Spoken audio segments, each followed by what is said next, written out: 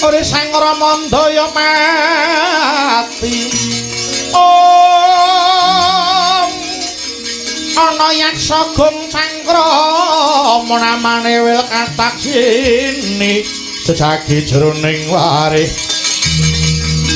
mina-mina jero samudra mila gugu saben hari ladalah nggonku njaga marang samudra ketap-ketap ana ngantariksa kok Nyalawadi kae iki bangsane apa abon mundi dawuh saka Sinuhun Prabu Rahwana Raja minangka dadi juru silem Praja Ngalengka ana bab kang Nyalawadi kudu tak singkirake ya gandeng aku ora iso ngambah gegono tak serot karben kamplung ning wetengku ae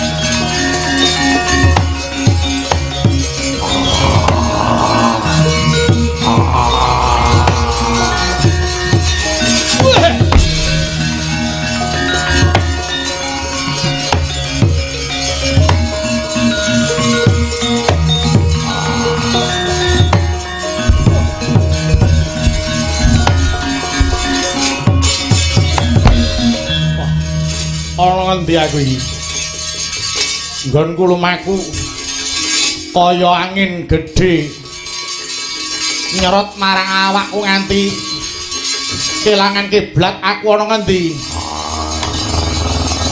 lho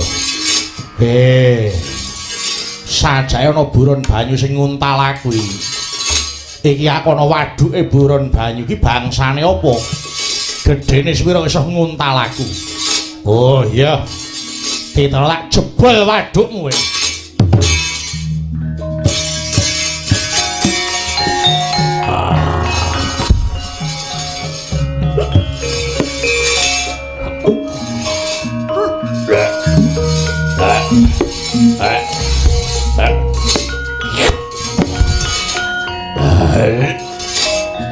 pangan obah ya apa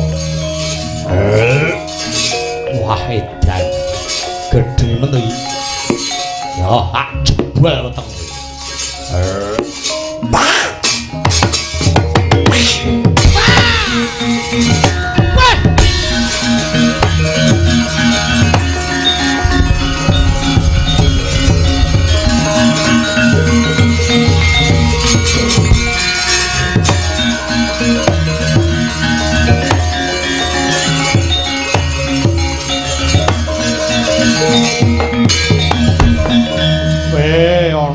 Butabaya cangkeme ambane ora ilok gedene separo ning segara mula kok nganti kolu manguntal marang aku ya wis ora ana sing ngalangani tak gelak laku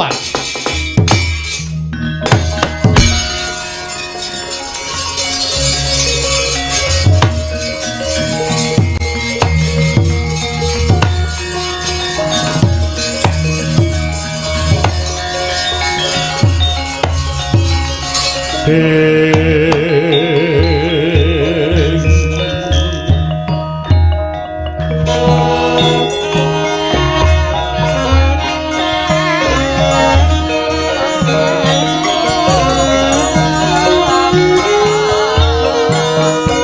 langit ninggalang nyawan aglar pandamun sarap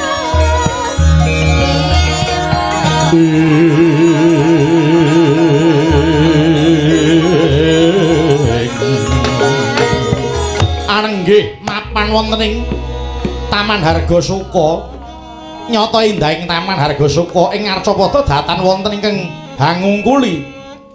Ora mantra-mantra nang ngalengka persasat mapan ing kasuwargan kang ijawantah. Wiwit gapura nganti prating wit-witan wis kinemulan sesekaran kang gandane wangi. Nadyan padhang wanci rina ewadene datan ana hawa panas. Semenuga yen wanci dalu kepara hawa anget ingkang rinasake turta padhange kepara malah ngungkuli rina. Tengahing taman wonten wanita ingkang ketingal nandhang sungkawa lah menika tawarnanira putri garwaning Prabu Rama Wijaya kang sesilih Dewi Rekyan Sinta. Ketingal sang Dewi hangure rikma panjang tumumang gigir prapting dhuwur wadidang.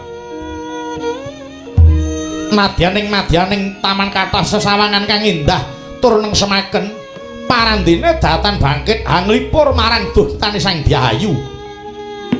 Sekedhik wonten raos pajar awit saking prigeling Dewi Trijata putra sang Gunawan Wibisana ingkang hanggung nglipur dhateng sang Dewi. Mangkono kapiyarsa ana swanten kang hanguwuh. Hei. Trijata.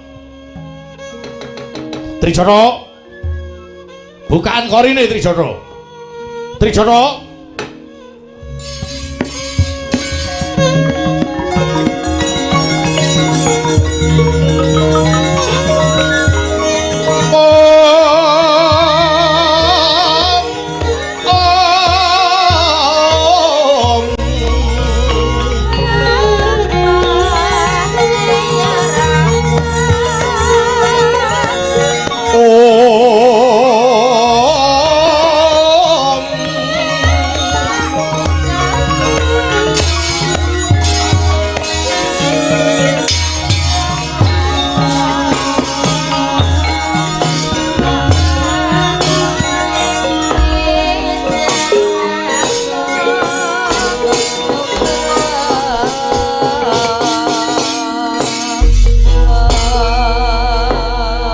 Suwemen kali buka kori.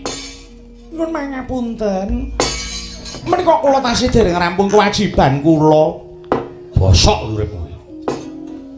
Mbok iki sareh to, sareh-sareh apa?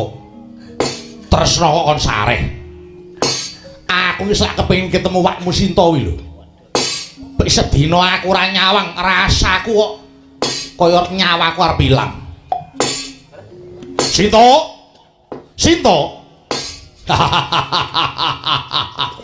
Sawetara rada suwe mbok menawa wis rada gelem mapan ana kene. Aku percaya nalika sepisanan kowe mesti ora kerasan. Wong jeneng lagi manten anyar, ya to? Ning kudune kowe ngerti, kowe dadi bojone Rama. Ora etuk apa-apa, bubar dadi manten kok malah rekoso, urip ana tengah ngalas. Mula rasaku ora tega. Rasaku ora tega banjur aku kudu nyolong marang kowe wigati arep tak mulyake uripmu Sinta. Sinta, wonten dawuh. Sinta, wonten dawuh. Nole orene Sinta. Inggih, mangke rumiyin. Sinta, wonten dawuh. Tak suwek cangkemmu lho kowe. Sing tak delok iki Sinta dulu dapurmu. Inggih. Nyelo-nyelo kaya gendul. Aku arep jagone karo Sinta. Nyuwun pangapunten, Wak Dewi menika dereng kersa maring dawuh. Lah ora gelem ki apa?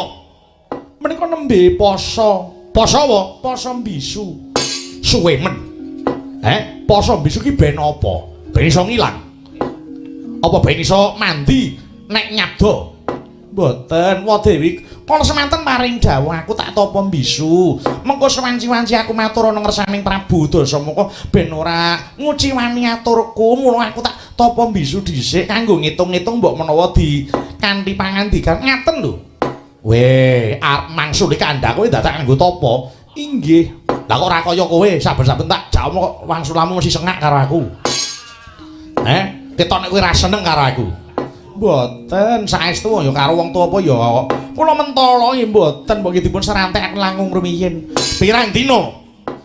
Kepareng menenggo 7 dinten malih. Kowe biyen kok apalanmu 7 dina wae.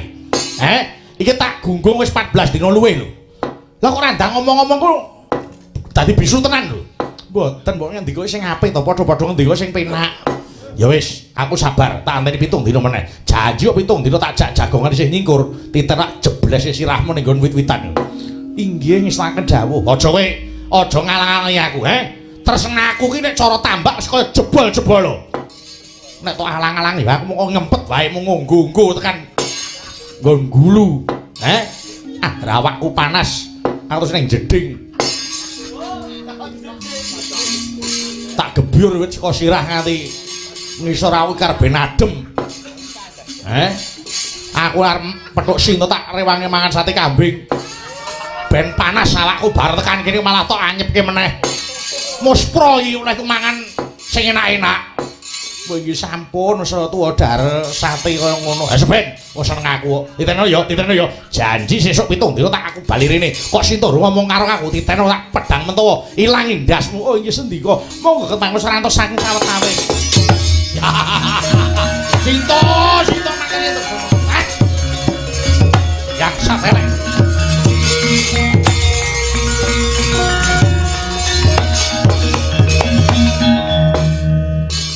Wis lunga apa durung?